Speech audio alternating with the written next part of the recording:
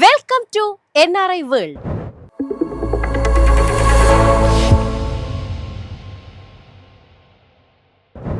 US ഗവൺമെന്റിന്റെ അടച്ചുപൂട്ടൽ നടപടി ഇന്ത്യയിൽ ബഹുമുഖ പ്രത്യാഘാതങ്ങൾ സൃഷ്ടിക്കും.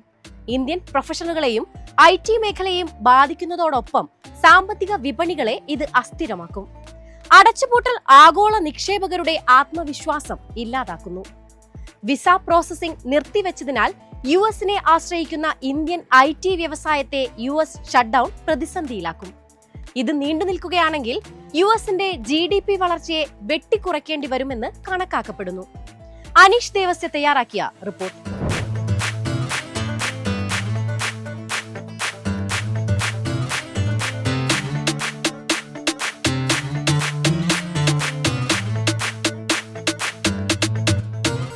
US-ൽ പ്രാബല്യത്തിൽ വന്ന ഗവൺമെന്റ് ഷട്ട്ഡൌൺ തുടരുകയാണെങ്കിൽ ആയിരക്കണക്കിന് ഫെഡറൽ ജീവനക്കാർക്ക് ജോലി നഷ്ടപ്പെടുമെന്ന് White House press secretary Karoline Leavitt ഇക്കഴിഞ്ഞ ദിവസം മുന്നറിയിപ്പ് നൽകി. നിലവിലെ പ്രതിസന്ധിക്ക് കാരണം ഡെമോക്രാറ്റുകളാണെന്ന് കരോലിൻ ലിവിറ്റിന്റെ ആരോപണം. US ഗവൺമെന്റ് അടച്ചുപൂട്ടൽ നടപടി ഇന്ത്യയിലും പ്രത്യാഘാതങ്ങൾ സൃഷ്ടിക്കും. പ്രധാനമായും ഇന്ത്യൻ കയറ്റുമതിയാണ് ബാധിക്കുക. ഇത് ഇന്ത്യൻ സമ്പദ്വ്യവസ്ഥയെ ബാധിക്കുമെന്ന് തേവര സേക്രഡ് ഹാർട്ട് കോളേജിലെ സാമ്പത്തിക ശാസ്ത്ര മേധാവി ഡോക്ടർ വിനിൽ കെ വി പറഞ്ഞു.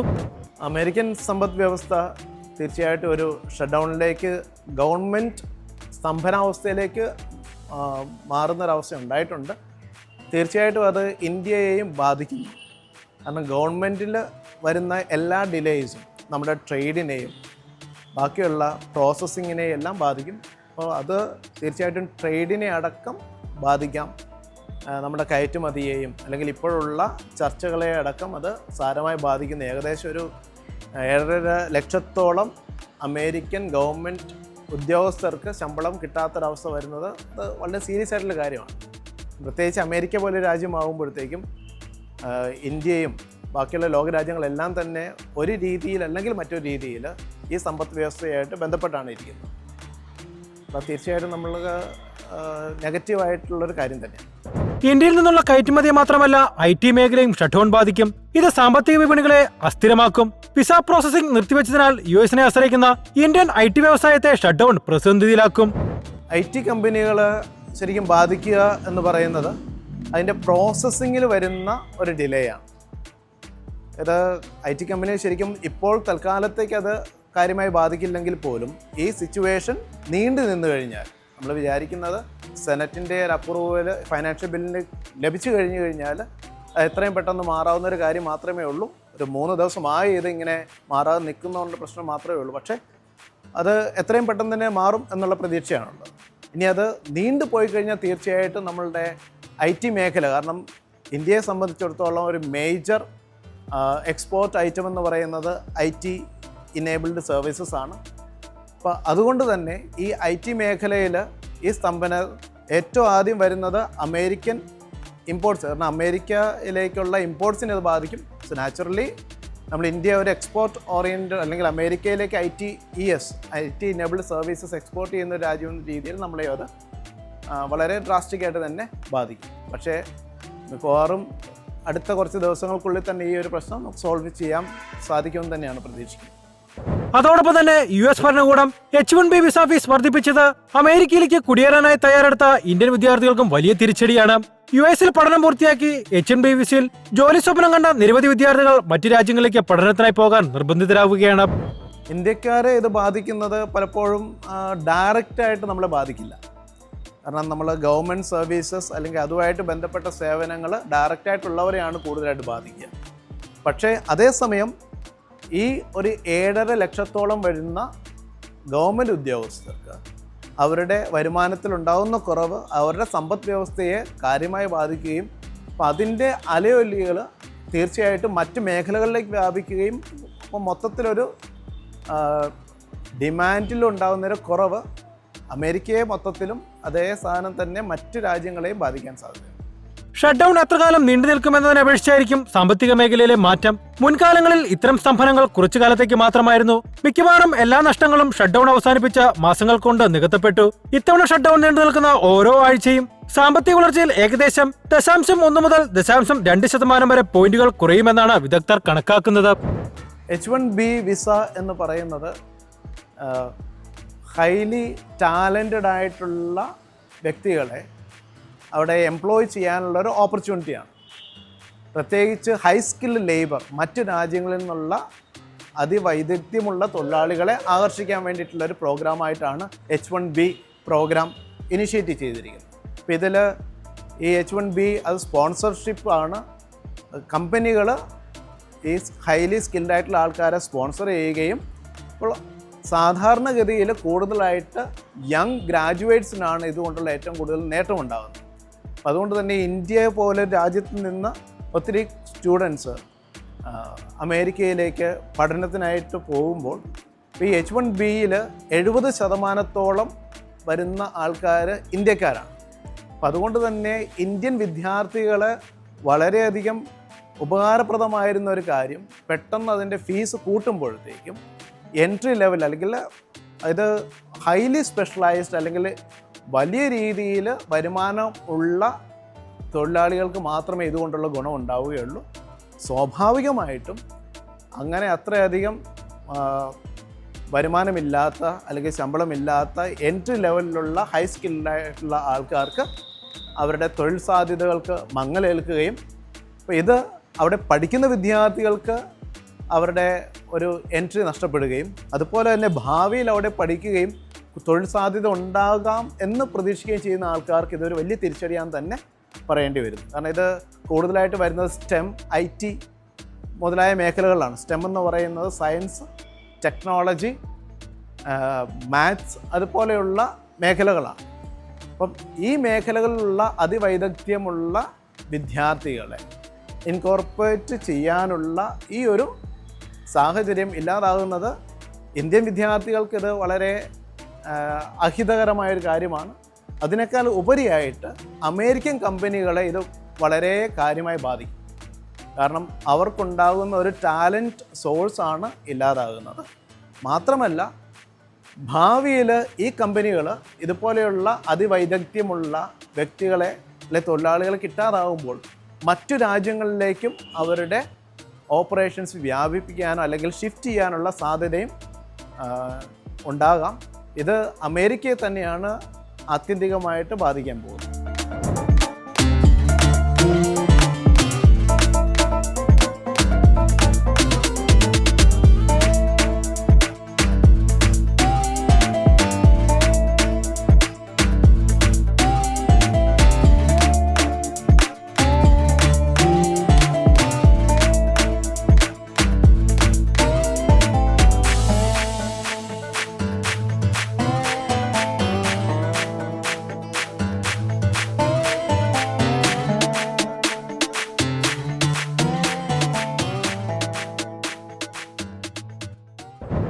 വിസ നിയമനങ്ങളിൽ സുപ്രധാന ഭേദഗതിയുമായി UAE.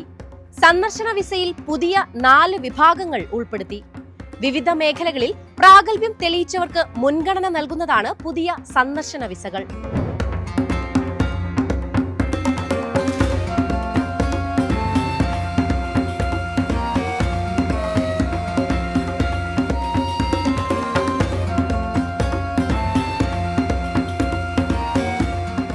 AI, വിനോദം, ഇവന്റുകൾ, ക്രൂയിസ് കപ്പലുകൾ തുടങ്ങിയ മേഖലകളിലെ വിദഗ്ധർക്കാണ് പുതിയ വിസകൾ അനുവദിക്കുന്നത്.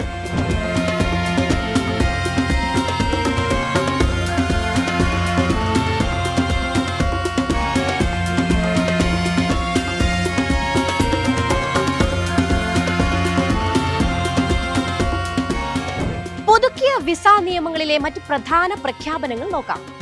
യുദ്ധം, ദുരന്തങ്ങൾ, കലാപങ്ങൾ എന്നിവ കാരണം ദുരിതം അനുഭവിക്കുന്ന രാജ്യങ്ങളിൽ നിന്നുള്ളവർക്ക് റെസിഡന്റ് പെർമിറ്റ് അനുവദിക്കും.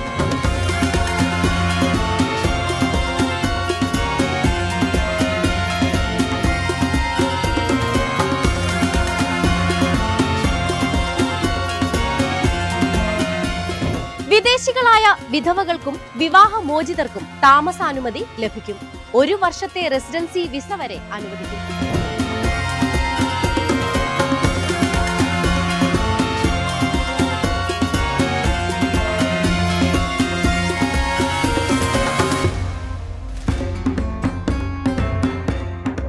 ബിസിനസ് എക്സ്പ്ലോറേഷൻ വിസയ്ക്ക് അപേക്ഷിക്കുന്നയാൾക്ക് അതിനുള്ള സാമ്പത്തിക ഭദ്രത ഉണ്ടായിരിക്കണം. രാജ്യത്തിന് പുറത്ത് നിലനിൽക്കുന്ന കമ്പനിയിൽ പങ്കാളിത്തമോ വൈദഗ്ധ്യമോ വേണം. അല്ലെങ്കിൽ തെളിയിക്കപ്പെട്ട പ്രൊഫഷണൽ യോഗ്യത വേണം.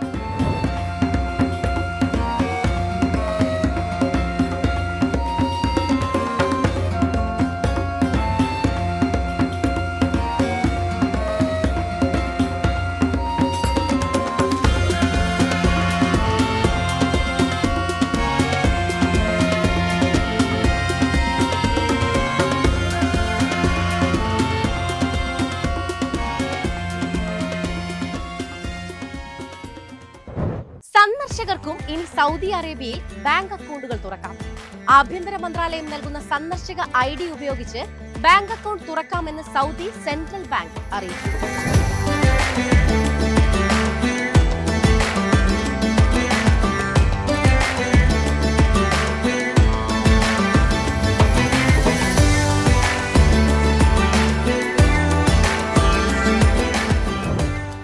ബാങ്ക് അക്കൗണ്ടുകൾ തുറക്കുന്നതിന് വിസിറ്റർ ID ഒരു അംഗീകൃത രേഖയായി ഇപ്പോൾ സ്വീകരിക്കാം.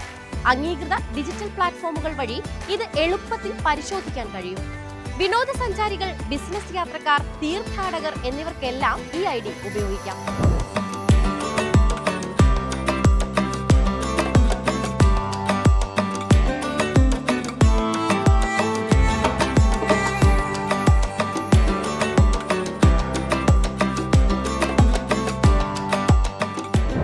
സന്ദർശകരുടെ സൗകര്യം വർദ്ധിപ്പിക്കുക, സാമ്പത്തിക ഉൾക്കൊള്ളൽ പ്രോത്സാഹിപ്പിക്കുക, സൗദി അറേബ്യയുടെ ബാങ്കിംഗ് മേഖലയിലെ ഡിജിറ്റൽ പരിവർത്തനം വേഗത്തിലാക്കുക എന്നിവയാണ് ഈ നീക്കത്തിന്റെ പ്രധാന ലക്ഷ്യങ്ങൾ.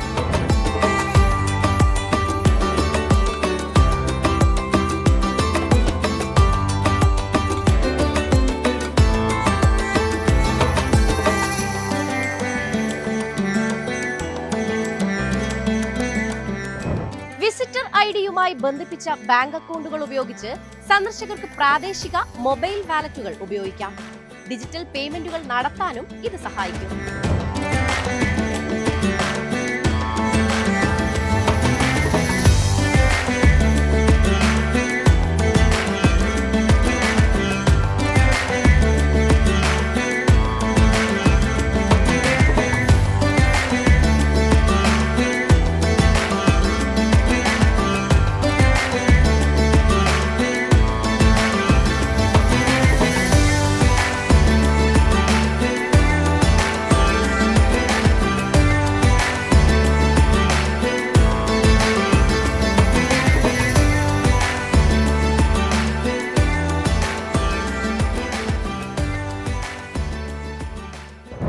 സൗദിയിലേക്ക് ഈ മരുന്നുകൾ കൊണ്ടുപോകുന്നുണ്ടോ? പുതിയ നിയമങ്ങൾ അറിയണം. അടുത്ത മാസം മുതൽ പ്രാബല്യത്തിൽ.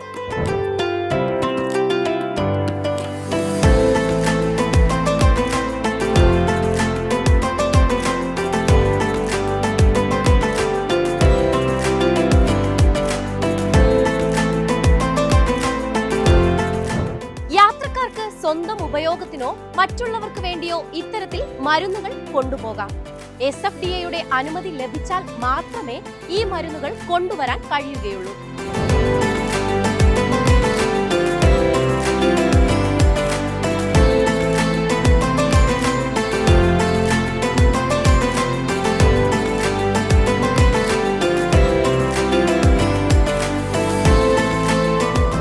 Saudi food and drug authority നിശ്ചയിച്ച പ്രത്യേക മരുന്നുകൾക്ക് മാത്രമാണ് ഈ നിയന്ത്രണം ബാധകം.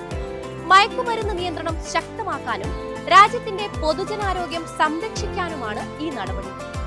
യാത്രക്കാർ സൗദി ആരോഗ്യ മന്ത്രാലയത്തിന്റെ പ്രത്യേക ഓൺലൈൻ പോർട്ടൽ വഴിയാണ് മരുന്നുകൾ മുൻകൂട്ടി രജിസ്റ്റർ ചെയ്യേണ്ടത്.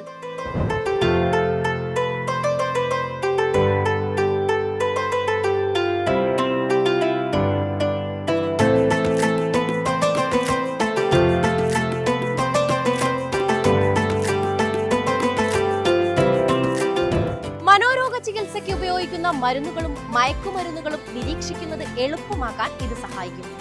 പൊതുജനങ്ങളുടെ ആരോഗ്യം സംരക്ഷിക്കുക എന്നതും ഇതിന്റെ പ്രധാന ലക്ഷ്യമാണ്.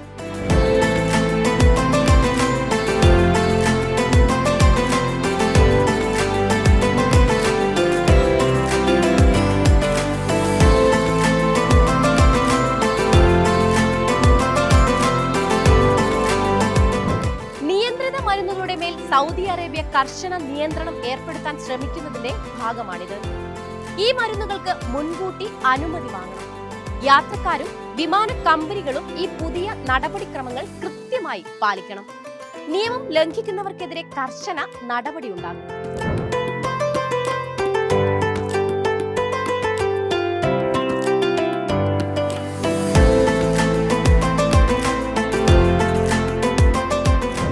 ഈ നിയമം സൗദി അറേബ്യയിലേക്ക് വരുന്ന എല്ലാ യാത്രക്കാർക്കും ബാധകമാണ്. വിദേശികളും സന്ദർശകരും ഇതിൽ ഉൾപ്പെടും. ലോകമെമ്പാടുമുള്ള വിമാന കമ്പനികൾക്ക് സൗദി വ്യോമയാന അതോറിറ്റി നിർദ്ദേശം നൽകിയിട്ടുണ്ട്.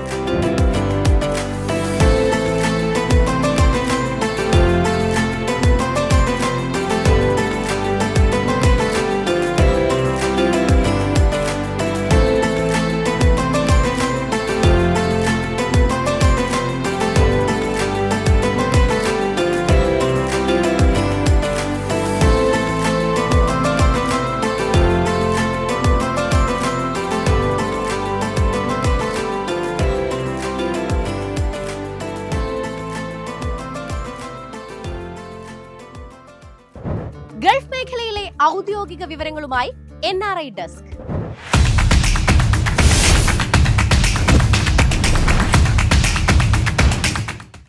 സൗദി അക്രഡിറ്റഡ് വാല്യൂസ് അതോറിറ്റി മർജിയ എന്ന പേരിൽ വെഹിക്കിൾ പ്രൈസ് റെഫറൻസ് പ്ലാറ്റ്ഫോം ആരംഭിച്ചു. പഴയതും പുതിയതുമായ വാഹനങ്ങൾ വാങ്ങാൻ ആഗ്രഹിക്കുന്നവർക്ക് വാഹനത്തിന്റെ വിപണി വില അറിയുന്നതിനും താരതമ്യം ചെയ്യുന്നതിനും ഈ ഓൺലൈൻ പ്ലാറ്റ്ഫോം വഴി സാധിക്കും. ദുബായിൽ വാട്ടർ ഫൗണ്ടൻ പ്രകടനങ്ങൾ പുനരാരംഭിച്ചു. ബുർജ് ഖലീഫ ടവറിനും ദുബായ് മാളിനും തൊട്ടടുത്തുള്ള തടാകത്തിൽ സ്ഥിതി ചെയ്യുന്ന വാട്ടർ ഫൗണ്ടൻ നവീകരണത്തിനായി കഴിഞ്ഞ 5 മാസമായി അടച്ചിട്ടിരിക്കുകയായിരുന്നു. യാത്രക്കാർ ഇനി ക്യൂ നിൽക്കണ്ട. ഇന്ത്യൻ വിമാനത്താവളങ്ങളിൽ ഈ അറൈവൽ കാർഡ് പ്രാബല്യത്തിൽ. ദുബായ്ക്കും അബുദാബിക്കും പിന്നാലെ എയർ ടാക്സി സർവീസ് പ്രഖ്യാപിച്ച് റാസൽ ഖൈമ. 2 വർഷത്തിനകം സർവീസ് ആരംഭിക്കാനാണ് പദ്ധതി. ദുബായ് മിറാക്കിൾ ഗാർഡൻ തുറന്നു. എമിറേറ്റ്സ് ID ഉള്ളവർക്ക് ടിക്കറ്റ് നിരക്കിൽ 30% വരെ ഇളവ് ലഭിക്കും. സന്ദർശക വിസ നിയമം പരിഷ്കരിച്ച് UAE. ബന്ധുക്കളെയും സുഹൃത്തുക്കളെയും സന്ദർശക വിസയിൽ കൊണ്ടുവരണമെങ്കിൽ ഉയർന്ന ശമ്പളം വേണമെന്ന് നിബന്ധന.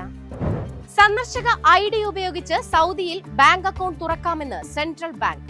രാജ്യത്തുടനീളമുള്ള സാമ്പത്തിക സേവനങ്ങൾ ഉപയോഗിക്കാൻ സന്ദർശകർക്ക് സൗകര്യമൊരുക്കും. ഒമാൻ സ്വന്തം പേയ്മെന്റ് കാർഡായ മാൽ കാർഡ് പുറത്തിറക്കുന്നു. ചെലവ് കുറഞ്ഞ രീതിയിൽ പണമിടപാട് നടത്താം. ഏഷ്യൻ റോഡ് സൈക്ലിംഗ് ചാമ്പ്യൻഷിപ്പിന് സൗദി ആതിഥേയത്വം വഹിക്കും. 2026 ഫെബ്രുവരി 2 മുതൽ 13 വരെ ഖസീം മേഖലയിൽ നടക്കുന്ന ചാമ്പ്യൻഷിപ്പിൽ 40 രാജ്യങ്ങളിലെ അത്ലറ്റുകൾ പങ്കെടുക്കും. ഒമാനും UAEക്കും ഇടയിൽ ഇന്റർ മോഡൽ ട്രെയിൻ സർവീസുകൾ ആരംഭിക്കുന്നു.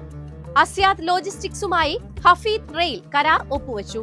ചരക്ക് ഗതാഗതത്തിനായി ഉപയോഗിക്കുന്ന പ്രത്യേകതരം റെയിൽ ഗതാഗത സംവിധാനമാണ് Inter model train. NRI world destination ഒരു ലോക സഞ്ചാരം.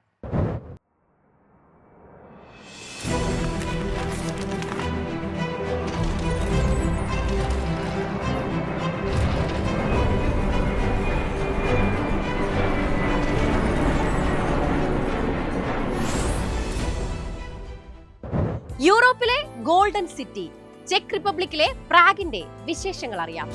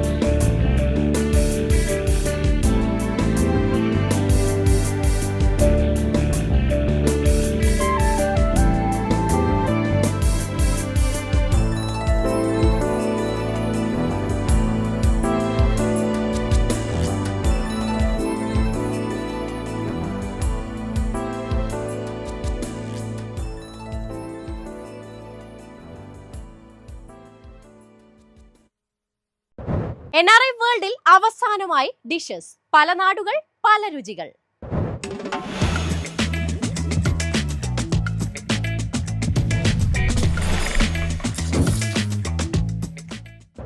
ഇന്തോനേഷ്യൻ സാറ്റായ്, രുചികരമായ ഇന്തോനേഷ്യൻ വിഭവത്തെക്കുറിച്ച് അറിയാം.